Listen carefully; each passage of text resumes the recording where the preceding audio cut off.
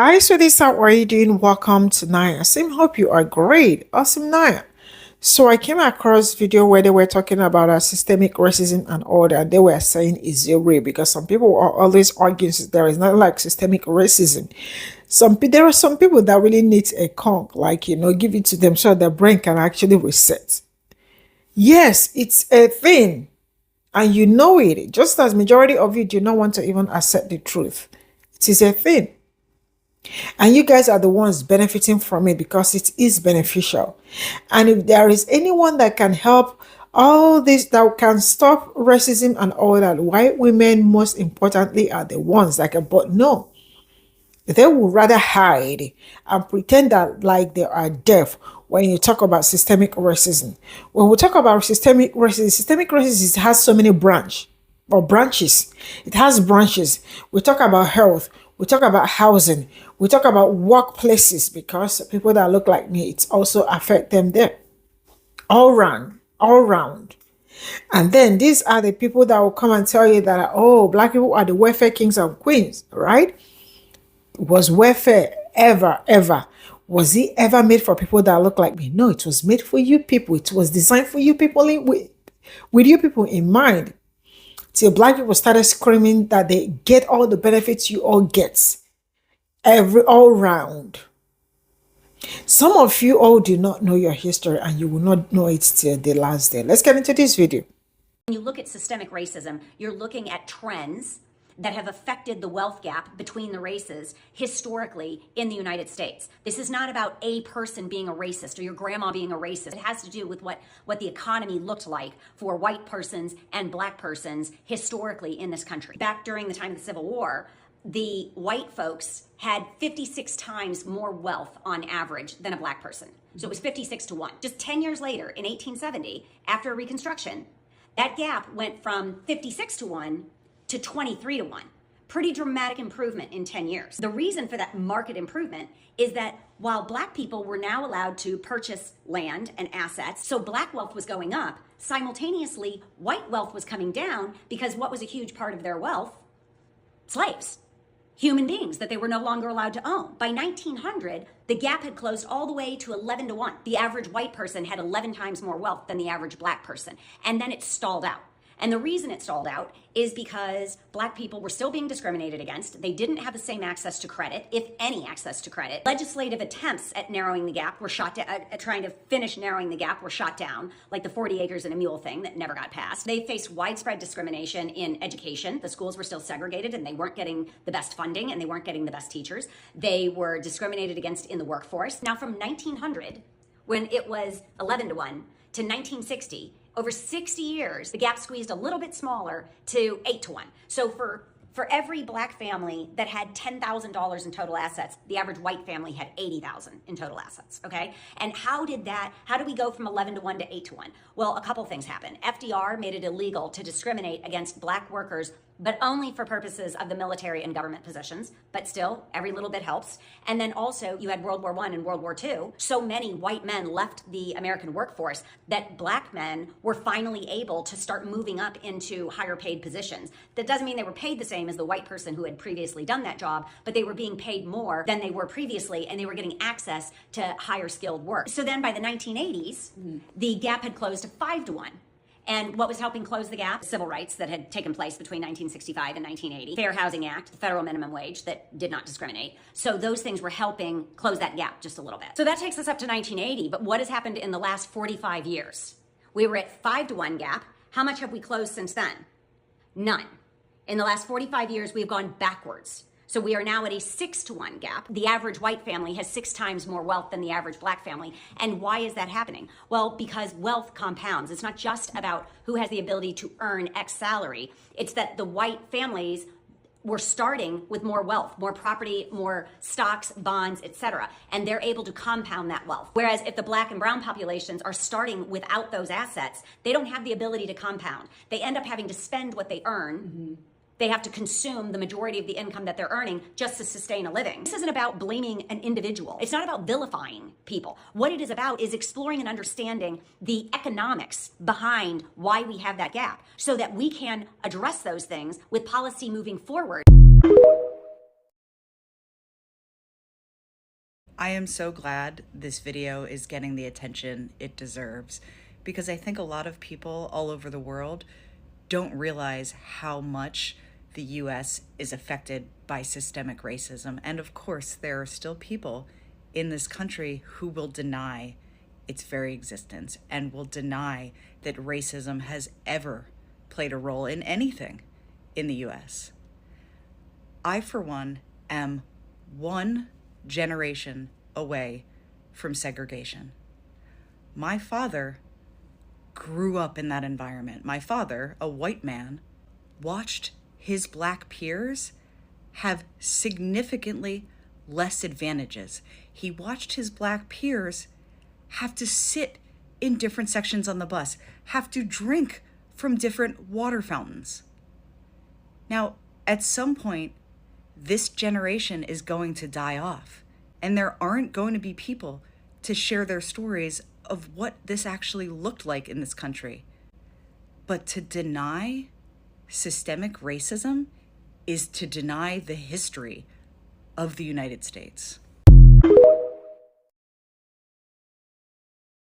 It will never cease to amaze me how people will continue to deny the systemic racism in the US. So where should I begin?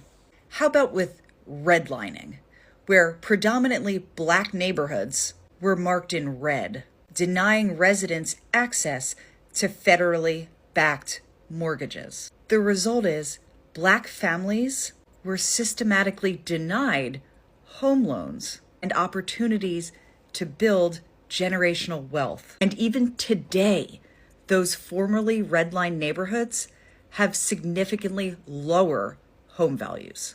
And how about the war on drugs from the 1970s to the 1990s, which disproportionately targeted Black and brown people? And as a result, Black and brown Americans are incarcerated 5 times more than white Americans, which today disproportionately affects employment and voting. Let's talk about healthcare.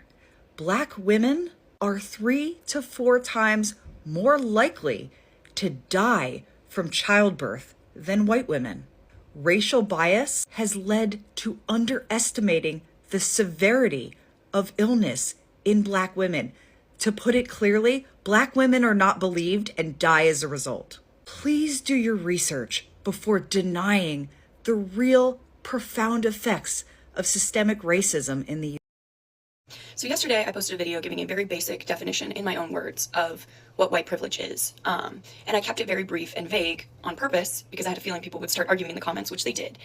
But I also thought it was super interesting how many people were commenting that I have white guilt, that I want to be Black, and that I'm dying for the attention of the Black community. First of all, yes, I have white guilt. You should too. Anyone who grows up with the knowledge that they have systematic advantages over other people just because of historical events and historical discrimination should feel a little guilty about that. Whether or not they contributed to that is a whole other thing, but you're reaping the benefits of it. People act like white guilt is something to be ashamed of, but if you use it in the right way and you use it to further reduce injustice, it's a good thing. And when people talk about systematic injustice and things like that, and they say, oh, everyone's equal, and this is happening in the comments, there's no racism anymore, everyone's equal, obviously don't understand what systematic means. And I'm going to give an anecdotal story just to really hit this on the head. I am white, and on both sides of my family, we do not have any massive generational wealth. My mom's father is the only one of my 4 grandparents who we got any sort of generational wealth inherited from. And 99% of the wealth that we inherited from my grandfather was from selling his house. My grandfather was born in 1926 in rural North Carolina, and he was a 6'3" white man with blue eyes. And other than being white, my grandfather didn't have that many privileges. He was one of like 7 children. His mom didn't even get to high school level education, and his dad never went to college. They were not privileged in most other ways that we define privilege, but he was a white male in a very, very racist country. What his whiteness allowed him to do was work his way through college. At the time, there were colleges that weren't accepting black people, and he was accepted to college as long as he could pay for it. And he ended up getting a law degree and becoming very successful. And again, never hoarded any significant wealth, but bought a house outside of Washington, D.C. in the 50s. In a neighborhood that was redlined. And actually, my mom, who was born in the 60s, remembers in the 70s when the first black family moved into their neighborhood, because it had literally been sectioned off and realtors would not sell to black families. And my mom, who is 58 years old, went to a year of segregated school. So for all of you saying, it was so long ago, everyone has equal rights now, get over it. My mom remembers when the first black student joined her class in the 70s in Alexandria, Virginia. In 2015, my grandfather died, and we sold his house that he bought for around $100,000 in the 50s, and we sold it for $1 million. That money was divided among his children, and my family was able to get out of a lot of debt, and it completely reset my ability to go to private versus public school, my ability to afford tutors, my ability to become the educated person that I am. And it was all really because I have a white grandfather. Let me finish. Had my grandfather been black and had all of the other skills and background that he had, he couldn't have gone to the schools that he went to. He wouldn't have been hired in the jobs that he was. And he couldn't have bought the house that he did, that, 65 years later, put his family out of debt. So if anyone tries to tell you it's not that deep, it really is that deep. It goes so far back. Any small privilege that a white person has is probably, to some degree, due to their whiteness. And if you are a white person who has roots in the South, you definitely should have white guilt, and you definitely should be doing the work to understand how your privilege affects the people around you and how you can help level the playing field. Because you, almost 100%, have an ancestor who owned black people. So yes, I have white guilt. Yes, I'm aware of my status as a white woman, and I'm aware of the parts of my identity that are privileged and the parts that aren't. But saying that you have a certain type of privilege doesn't mean that you have every privilege. It just means that that aspect of your identity is favored by society. So I can talk about being a white woman, and that makes me privileged. But if I talk about being a woman, that is actually a disadvantage in a lot of ways. And everyone tried to get all particular about these specific situations where a black person might have a privilege or a woman might have a privilege over a man. Those are isolated situations you're bringing up. We're talking about large-scale, mass, systematic issues. And it's a lot deeper than just, I felt racism as a white person at one point. Fine, yeah, all of us can experience what feels like discrimination based on race. But that doesn't mean that it's systematically affecting you and stopping you and your families from catching up. That's really what it is. Now, yeah, legally, black people and white people should have the same exact rights and privileges. But they're playing catch up. Because if my family, like I said, had been black, we would never have gotten out of debt in 2015. I would never have been able to afford the school that I went to and live the lifestyle that I'm living right now. And that's because of effects from over 70 years ago. So thanks for listening. And yeah, white guilt's okay. What is your stance on systemic racism? Well, the best way that I can answer that is just by simply telling you, first that I don't hate many people, but I truly do hate racist people. They're the kind of people that, when they die, I just don't care. Makes sense? But also on systemic racism, it's something that's been deeply embedded in American society for so long that it is a huge, huge problem. But the problem other than that is that a lot of people that look like me either don't see it as a problem or don't even recognize it at all. And it's because of the subtle nature of all of these different institutions that have been put in place to help people that look like me prosper more. It's that subtle and insidious nature has been the biggest problem, because people just see it as commonplace. And that's why they'll walk around and just deny white privilege and say audacious things. But even worse, they will teach it to their children. And it just keeps going down the line. It's like they say, racism starts at home. And I don't know if you knew this about stupid people, because I consider all racists not only to be shitty people, but really stupid fucking people. Stupid people like to reproduce a lot. That's a fucking problem too. So yeah, they just keep making more and more dumb idiots that hate people. It's a problem. And those idiots are the ones that will hate DEI. Even though they don't know what it is. They hate it because someone else told them to hate it. Yeah, and I think we all see where things are going with that. I rambled, but I... Hey, Puddins. I am going to say something very controversial about white people. And if you are white, I want you, before you send me your think pieces, before you instinctually get offended and start rapidly tapping upon your device, I want you to think about what I'm saying analytically. Do some research, okay? And then if you still disagree, I'm just going to say or ask that you just scroll on by. Because I don't need your commentary on why you disagree, because it's not going to change what I am about to say, okay? And like my good sis Harry says, I read good books and bad people, and I don't want to turn this into a reading session. God bless it. I am one of many black folks, one of many Latin folks, one of many folks of color who believe that as a grouping, as a large group of people, that white folks are inherently racist. I believe this because of the racism, the white supremacist system and structure that has been put in place specifically in the United States of America, was put there by white folks, was put there by your ancestors, yo great great great great great great great great great great great great great granddaddy, yo great great great great great great great great great great great great great great grandmother. It was people who look like you, who put the structure in place to benefit people who look like you. And so, whereas I know that there are some white folks individually who grew up in a very diverse community, who grew up and learned how to be culturally competent, who grew up in spaces where they understood the harm of racism and white supremacy, and have done the work to deconstruct that and figure out how to use their white privilege to advocate for racial equity.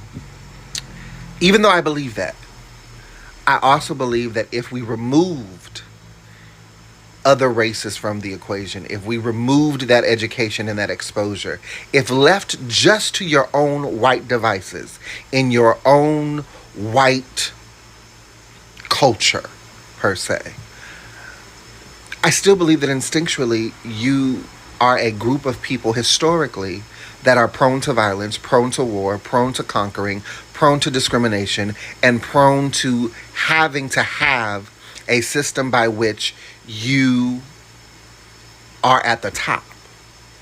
And this has occurred not only across racial lines and ethnic lines, but y'all do that shit amongst yourself. And then went around the world and taught other cultures and places how to be that manipulative and conniving in spaces where white people didn't exist. And so it is because of this feeling, it is because of the experiences that I've had in my life that justify this feeling as to why I maneuver in white space very hesitantly, cautiously, and protectively. It is also the reason as to why the trust for white people that I have is damn near non-existent. And I believe that if push came to shove, if the pressure was on, no matter how culturally competent or quote-unquote woke you might be, if push came to shove, you would say something or do something, not say something and or not do something that would perpetuate the racist, white supremacist, discriminatory nature of the system that white folks brought to this country.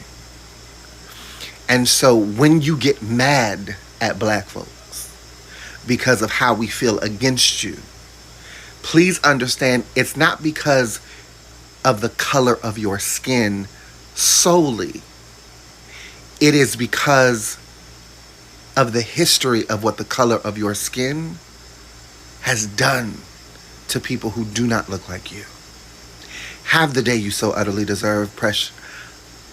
I hope this allows you to think about some things in a different way. And if, like I said, you don't agree, continue to move on.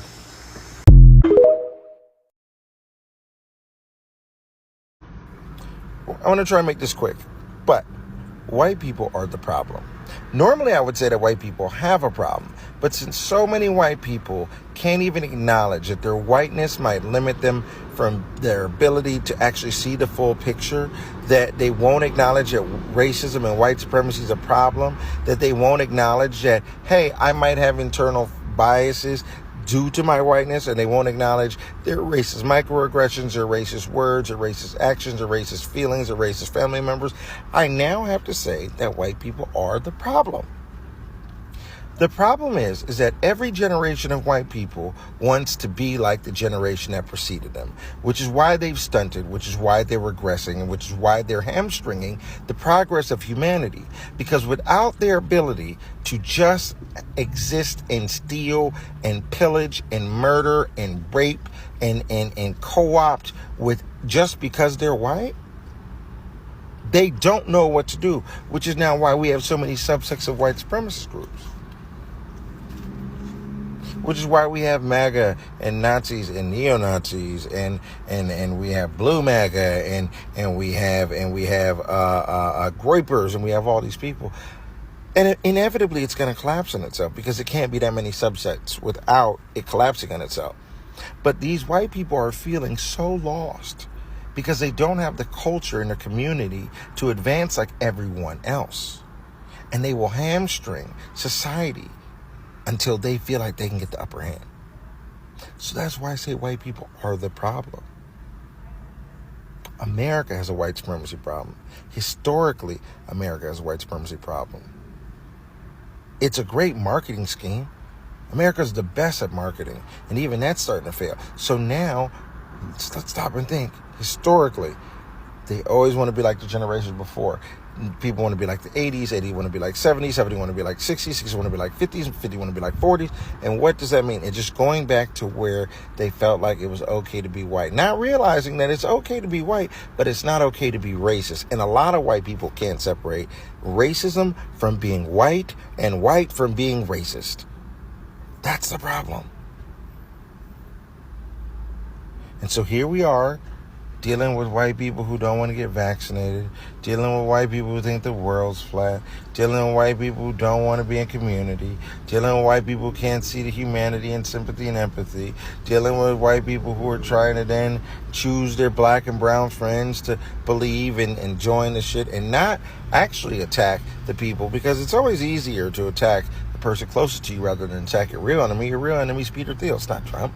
Trump's just a spirit. He's a narcissist. He's getting used. He's getting what he needs. He's not getting misused. He's being used just the way he wants to be used. He's getting money. He gets the power. Everyone has to listen to him. He can spew all his lies. And then what? So here we are. Here we are. We're rapidly approaching a precipice where if white people don't get it together, they're going to go over the cliff. They're going to get left behind. And a lot of white people don't want to feel that way. But they don't want to work with other people. They don't want to solve the problem. They don't want to acknowledge that there's a problem. It's circular. It's crazy circular, and it's wild, and it's disappointing. But I don't know, man. What are you going to do? Fortunately, it's not black or brown people's job to solve that problem. So have at it. This video is going to piss a lot of people off, especially all the people who have been in my comments section for the past month calling me racist and pointing out the fact that I'm a white woman. Thank you, I never noticed that. And that I shouldn't be calling out racism in publishing. I already made a whole other video about the history of systemic racism in publishing and why it's such a problem. So I'm not going to waste my time reiterating everything I already said in that video. I would like to touch on the fact that reverse racism is actually not a thing. And here's why. In the United States, we live in a country that was built by and for white Americans at the expense of Black and other people of color, no less. Don't believe me? Just go take a look at the Constitution, which states that a Black person constitutes 3/4 of a person. Racism stems from an imbalance of power. And in this country, white people hold the majority of power. not only in government, but in industry, corporations, and publishing. In America, we live in a society that inherently benefits white people. And if you don't believe me, and you are a white person, consider this. When was the last time that Black people or other people of color forced you or any other white person to work without pay on a plantation? How many Black, Native, or Hispanic presidents have we had? If you're a white person driving at night and you get pulled over by a police officer, do you fear for your life? And better yet, if you're a white parent, do you have to have the talk with your children about what to do and how to act if they encounter a police officer? In the words of the very wise Ibram X. Kendi, who is a very highly acclaimed author, the very heartbeat of racism is denial. And based on my comments section, there are a huge number of white people that are seriously in denial about how large of a factor race plays in our society. Yes, I am a white woman. However, if this country is run by white people and the majority of people in power are white, if white people are not on board with making major changes to right the wrongs of systemic racism, we will never succeed in moving towards a more equitable society, at least not in any sort of peaceful way. I could go on, but alas, I have things to do today. So I will leave you with these book recommendations to help you on your anti-racist journey, because at the end of the day, you can't do better until you know better. Bruh, I swear, we live in such a fucking stupid society, alright? Like, the United States of America and the citizens within this country are dumb as fuck. Statistics, for example. Statistics describe something. So to you racist motherfuckers who love the whatabouts, to the whole like, why does 13% of the population commit 50% of the crime? You tell me, what do you think that's describing? Because to me it sounds a lot like your racism. It's describing your racism. Right? Because you think skin color impacts the likelihood of crime. Apparently you think the darker someone's skin gets, the more likely they are to commit crime. That's racism. Because what I think that stat indicates is systemic racism. To me, it highlights a country and a criminal justice system that creates disproportionate outcomes based upon race. And we all say that race has no real meaning, yet for some reason, race has meaning when we look at the outcomes in the system. So either racism is real and skin color actually has an impact on This video. Anybody that do not agree that racism is systemic, or there is a system that controls racism, or racism is a system, whichever way you want it to be, systemic racism, it is something that has been put up, that has been structured to make other people that do not look like some certain kind of people not to move forward or not to prosper. A system that has been created to drag you back. A system that has been built to make your efforts futile. A system that has been mounted to make life really harder for you, because it's already hard, and that system makes it even harder for you to progress. Did you hear the story that the young lady told? You know, each time Black people talk about systemic racism, that has to do with so many things, because when we talk about systemic, there are so many branches to it. We can talk about the healthcare. We can talk about the housing. There is nothing we can talk about corporate world racism and all that, the macroaggression, all of it, all in one. So when Black people talk about it, when Black people say about it, I hear some people saying that they do not have privilege, but you guys are usually exempted from all this. They said they do not have privilege, but when I ask them, will you ever switch with me, my skin color? Oh, that is, if you ask them, do you think my kind of hair will fit you? They say, oh no, I don't think, I love my long hair. I'm not telling you that, but you hear them say, they love their long hair. Can you know their skin color is their gold? Because why would they switch it? You know? Then when we talk about health, that system is one of the worst system that has been affecting people that look like me. For the past few days, I am sure maybe a week ago, you saw left, right, center about things that happened to people that look like me, women, and the ones that did not make it to this internet. Because when we talk about the ones that made it to the internet, what about the ones that did not make it to internet? And then when you talk about how to dismantle the system, they all went nobody wants to talk about it because the system is very beneficial to them. Because some people do not actually want you to benefit, to have all the things that you are supposed to. And that is one of the reasons why Black people have been fighting tooth and nail to make sure that that system is dismantled. Because when it is dismantled, everybody will have all the equal things that they are supposed to have. It's just like when they talked about ETB and BTE or what? Sorry, SNAP benefits. Let me call it that before I call something SNAP benefits, right? Yeah, they were saying that Black people are the ones that benefit more from it, and Black people made it known to them that thing was not created with Black people in mind. It was created for you people. Not until Black people started asking to be included. Yes. Black people asked to be included in all the things that you all are benefiting that they were not benefiting from. If they did not see, other group of people should really go and thank Black people, because literally almost I don't know how to say it, but migrants and all, literally everything they are enjoying today is because Black people fought for it. I said what I said. I'm not saying it to hurt you or something, but the truth hurt also. Literally everything, because if they did not fight for that benefits, all those welfare, you also will not have it. So they did you all great. That is also one of the reasons why when they talk about welfare kings and queen, I look at them and I tell them, you already do not know your history, because if you know your history, you definitely would know that welfare got nothing to do with us.